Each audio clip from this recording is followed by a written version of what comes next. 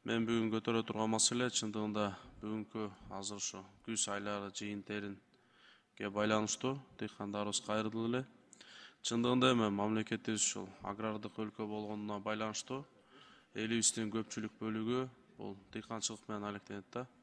Ошол себептен бүгүн бирок ошол жыйын терин башталганынан баштап өзгөчө ошол эле тилинде ошо пахта анан ошо кант кызылчаларынын баасы таласта болсо фасолдун баасынын бир аз төмөн аз болуп атканынан элдер кайрылып атышат да.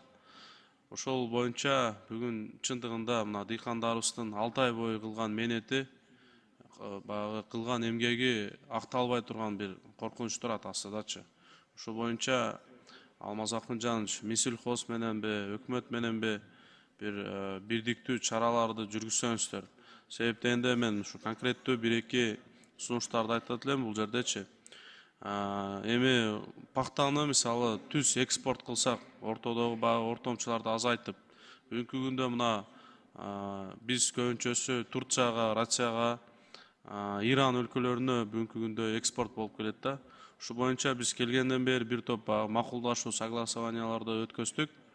Менимче өкмөт ушул нерсени өзү түз сатууну көзөмөлгө алса, ортомчуларды азайтыпчы, бул болсо бир топ эле ошол жыйынтык берет баанын көтөрүлүшүнөчү. Экинчи бир сунушум бул кайра иштетүү, башкача айтканда текстиль жагын же болбосо ошол өзүбүздүн продукциябызды пахтаны ошо чийки затты бир өндүрүшкө бир тыкан кылабызбы же болбосо дагы бир өндүрүш ишканаларды ачсак.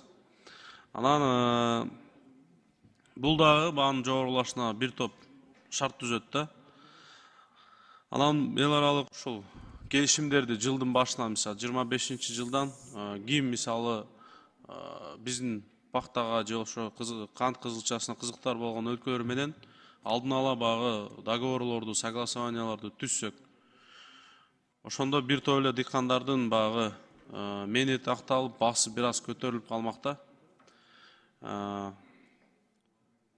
Ушул маселелерди өзгөчө ошо көңүлгө алып койсоңуздар.